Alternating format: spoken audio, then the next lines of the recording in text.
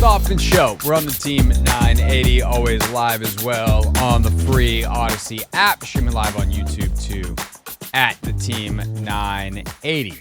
Right now, it is time to bring in our guy, J.I. Halsell, who is an NFL agent and salary cap analyst.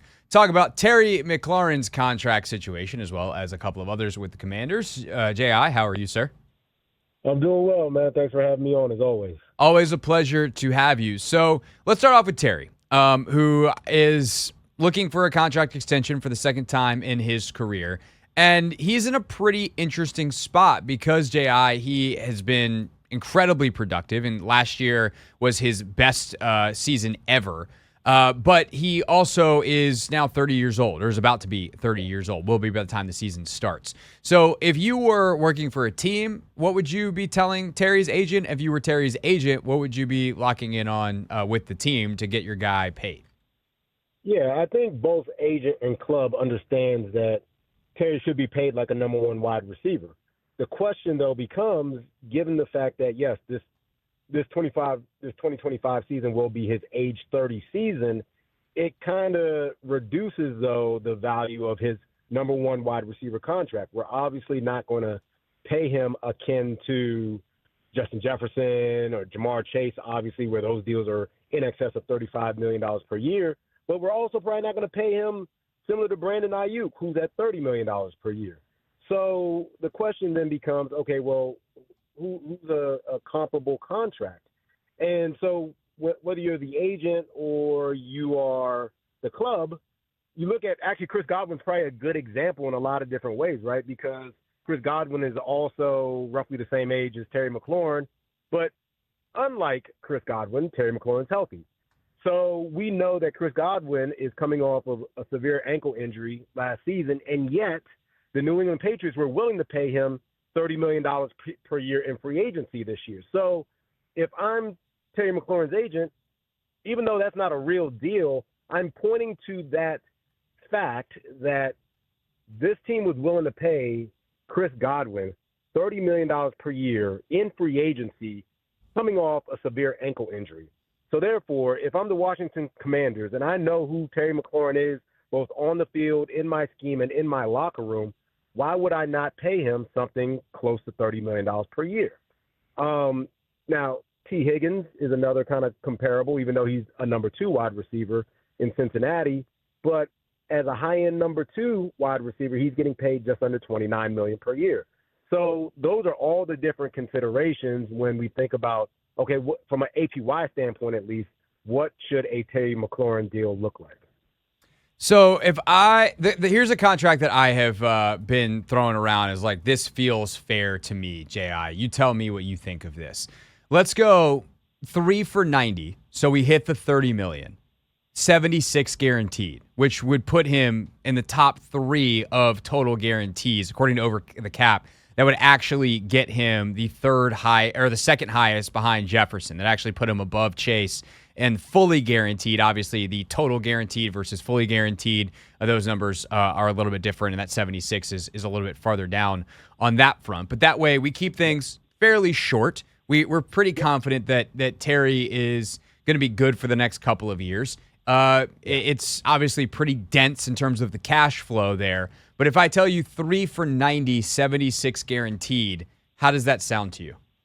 I think if it were structured in a way whereby, let's say he's making 76 in the first 2 years, so that first 2 new year average is 28, I think that makes sense because then, you know, we're talking about, well, no, let me take that back. That's actually not proper math. So 76 million on a 3 year, I mean. So you're looking at basically like a true 30 probably those first 2 years and then a $16 million hit in the third year. The challenge, so for me, I'm thinking the only way he gets to $30 million is if what we've seen in like the Tyreek Hill deal, the Devontae Adams deal, whereby, you know, there's a big chunk of money in the last year of the deal. So in my head, I'm thinking if the goal is to get to $90 million over 3 years, well, perhaps it's ballpark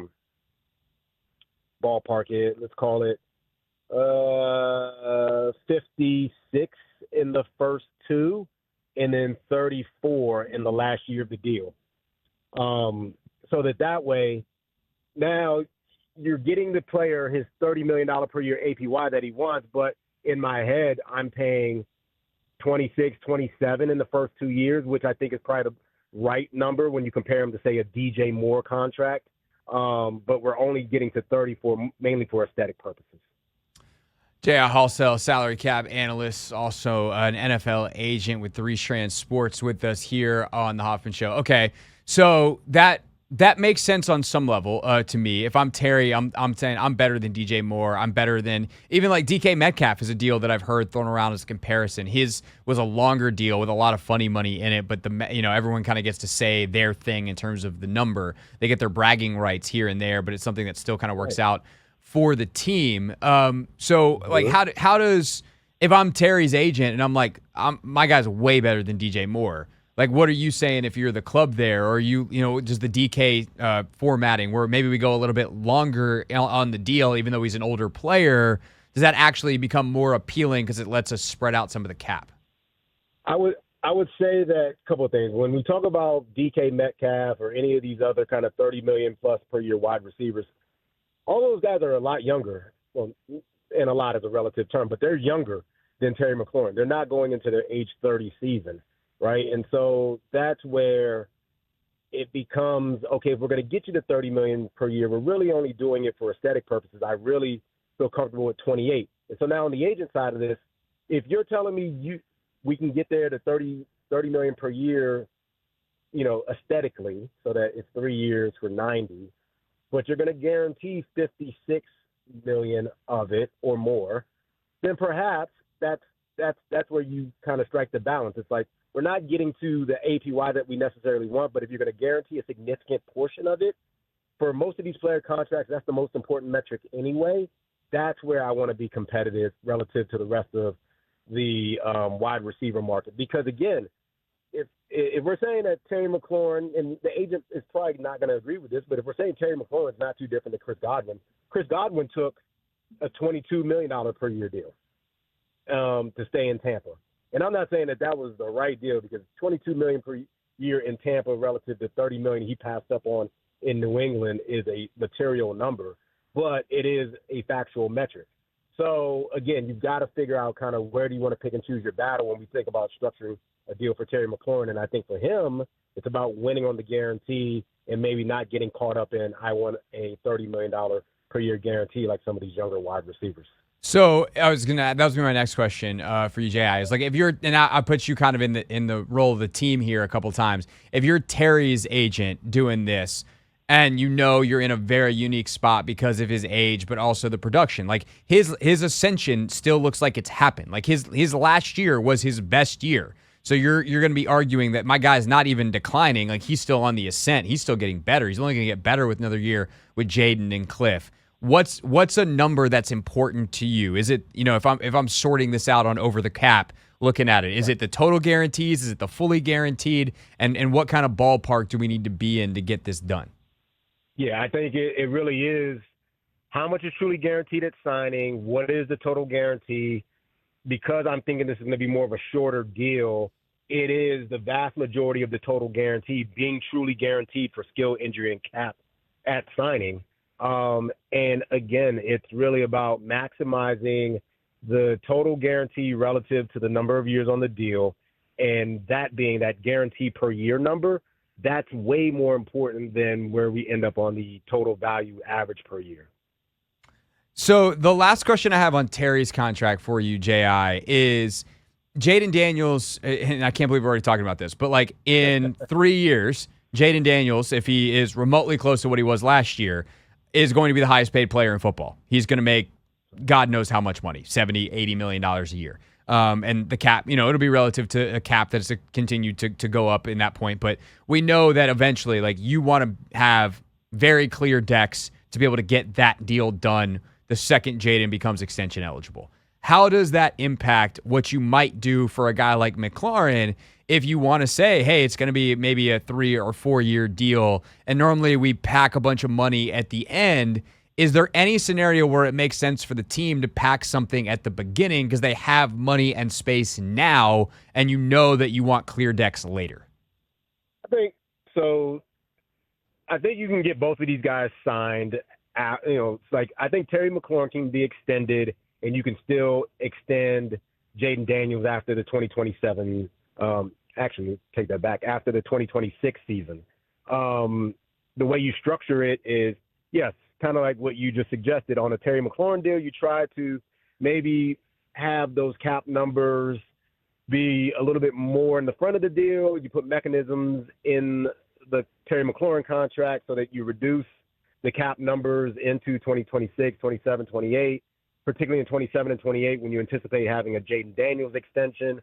There's a lot of cap gymnastics that can be done such that you can extend Terry McLaurin and you can pay Jaden Daniels $70, $80 million per year after the 2026 season. J.I., you're looking at Marshon Lattimore's contract, and he is, as far as we know, not there. He might be missing mandatory minicamp. We'll find out tomorrow when he gets there.